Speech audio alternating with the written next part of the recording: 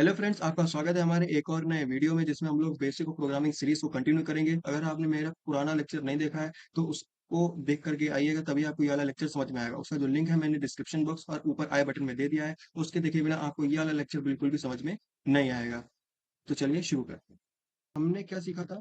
वहाँ पे हमने ये सीखा था कि वहाँ पे होता क्या है कि हमारा जो प्रोग्राम है वो कन्वर्ट करता है मशीन कोड में, होता है मशीन कोड में किसकी हेल्प से? कंपाइलर की हेल्प से। अब यहाँ पर आप सबको एक डाउट आ सकता है कि हम लोग प्रोग्राम लिखकर उसको फिर कंपाइल कराकर मशीन कोड में रन कराते हैं, बल्कि जो मशीन है हमारी, जैसे लैपटॉप हो गया, पीसी हो गया, ये सब हमारा मशीन कोड ही समझता है। उसमें कन्वर्ट करके उसके बाद उसको समझाने से बड़ी हम लोग डायरेक्ट मशीन कोड में क्यों ना लिख सकते हैं, है ना? हम लोग, ये भी तो एक क्वेश्चन हो सकता है, why we can not write directly in machine code. इससे हमारा जो टाइम है ये भी बच सकता है। हमारा ये क्वेश्चन हो सकता है, ये आपका इंटरव्यू के लिए भी बहुत ही ज्यादा इंपॉर्टेंट क्वेश्चन है कि हम लोग मशीन कोड में ही डायरेक्ट क्यों नहीं लिखते हैं।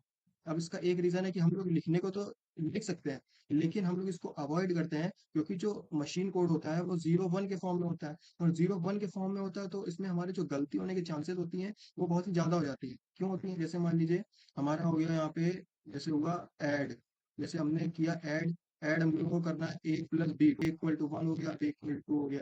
हमने ऐसे कुछ भी लिख दिया। अब इसके लिए एक स्पेसिफिक बाइनरी नंबर्स जनरेट होंगे, या हम लोग इसको उसके जो करस्पॉन्डिंग जो बाइनरी नंबर्स होंगे उसमें लिखेंगे, जैसे जीरो सीक्वेंस में लिखेंगे, 0 1 0 1 1 1 0 1 1 0 1 2 2 नहीं 1 0, ये सब हम लोगों ने लिख दिया। अब अगर इसमें कोई भी चीज इधर उधर हो गई, तो 1 अगर 0 इधर हो गया या 0 इधर हो गया, तो उसमें हम लोगों को दिक्कत हो सकती है। तो हम लोग का जो पूरा प्रोग्राम है या हम लोग का जो कोड है वो पूरा बहुत बर्बाद हो जाएगा। हम लोग उसको डिबग भी नहीं कर पाएंगे। जैसे अगर मान लीजिए हमारा कोड इंग्लिश के फॉर्म में है, जैसे मान लीजिए एक एग्जांपल के रूप में बता रहा हूँ, अभी आपको कुछ भी नहीं समझ में आएगा। जैसे मान लीजिए वॉइड मेन है, कुछ समझ में नहीं आएगा आपको, लेकिन मैं बता रहा हूँ। आगे मैं आपको एक एक चीज बताऊंगा स्ट्रक्चर में क्या होता है। पहले हेडर फाइल आती है, फिर मेन आता है, फिर क्या आता है, एक एक चीज बताऊंगा नेक्स्ट वीडियोस में। आपको बिल्कुल बने रहना है अंत तक। तो उसके लिए यहाँ पे बहुत सारे स्टेटमेंट्स होंगे, जैसे मान लीजिए प्रिंट है यहाँ पर, ये प्रिंट हो गया, फिर यहाँ पे ये सब हो गया। तो यहाँ पर अगर इंग्लिश के फॉर्म में तो आप इसको आइडेंटिफाई कर सकते हैं, एरर आप आइडेंटिफाई कर सकते हो, उसको डीबग कर सकते हो बहुत ही आसानी से। लेकिन यहाँ पे डीबगिंग इज टफ। यहाँ पर आप देख नहीं पाओगे कि आपकी किस जगह एग्जैक्टली एरर है। उसकी वजह से हम लोग इसको अवॉइड करते हैं लिखना मशीन कोड में। बहुत ही पहले लिखा करते थे, जब हमारे जो प्रोग्रामिंग लैंग्वेजेस है वो नहीं बनी थी, और उसके पहले हम लोग वो सारी चीजें यूज करते हैं जो मशीन कोड लिखते हैं वगैरह वगैरह। तो आज के समय हम लोग ये नहीं लिखते हैं।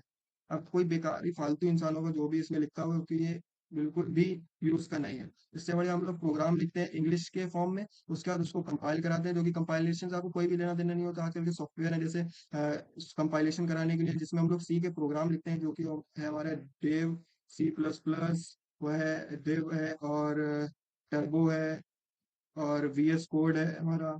और भी बहुत सारे प्लेटफॉर्म्स है जहाँ पर हम लोग कोड लिख सकते हैं, और वहाँ पे ऑटोमेटिकली कंपाइलेशन होता है। ऑनलाइन कंपाइलर्स भी एक ऑप्शन हो सकता है आपके लिए। तो ये आपने सीखा इस वीडियो में कि हम लोग मशीन कोड को क्यों नहीं यूज करते हैं, हम लोग प्रोग्राम को ही क्यों यूज करते हैं, क्योंकि हम लोगों को आसानी रहती है प्रोग्राम में एरर फाइंड करने के लिए। और अगर कोई भी गलती होती है तो हम उसको बहुत ही जल्दी आसानी तरीके से आइडेंटिफाई करके उसको फिर से अच्छे तरीके से सॉल्व कर सकते हैं। हम लोग एग्जांपल ले सकते हैं, जैसे मान लीजिए आपको नंबर्स याद रखने हैं, अपने फोन नंबर्स याद रखने हैं अपने दोस्तों के। आपको नाम तो याद रहेंगे, जैसे कि अमर, राहुल, आयुष, ये सब आपको नाम याद रहेंगे, लेकिन उनके जो मोबाइल नंबर है वो आपको बहुत ही ज्यादा टफ लगेगा ना याद करने को। बहुत ही एक दो ही लोग होंगे जिनको 5 याद होंगे, 6 याद होंगे, किसी को बहुत बहुत चलिए 10 याद होंगे। 10 से ज्यादा किसी को नहीं याद होंगे, लेकिन जो नाम है वो आपको बहुत ज्यादा याद होंगे, 100 200 300 400। जितने भी लोगों से मिलोगे आपको सबके नाम याद होंगे। ठीक है, तो वही चीज, वही कॉन्सेप्ट आप यहाँ पे भी यूज कर सकते हो कि जो नाम है, जैसे मान लीजिए प्रोग्राम है, उसमें आपको इंग्लिश ह्यूमन रीडेबल लैंग्वेज है, इंग्लिश के फॉर्म में एक लैंग्वेज होती है। जैसे मान लीजिए सी है, C++, उसमें आप वॉइड मेन और उसमें प्रिंट लिखते हो, आपने इनपुट क्या है, ये सारी चीज लिखते हो। और नंबर्स, उसमें हम लोगों का जो हाथ जो है उसमें थोड़ा सा तंग है। क्या क्यों है? क्योंकि हम लोग को जो नंबर्स हैं याद नहीं रहते हैं। जैसे आपको मोबाइल नंबर्स ही नहीं याद रखते हैं, आपको ये मशीन कोड के क्या नंबर्स याद रहेंगे? तो उसकी वजह से जो प्रोग्रामर्स हैं, जो डेवलपर्स हैं, उन्होंने लैंग्वेजेस बनाई हैं, जैसे C++, जावा, पाइथन, जिसकी हेल्प से हम लोग प्रोग्राम लिखते हैं और अपने जो कोड है उसको रन कराते हैं, और अपना जो आउटपुट है वो जनरेट कराते हैं। तो thank you for watching this video.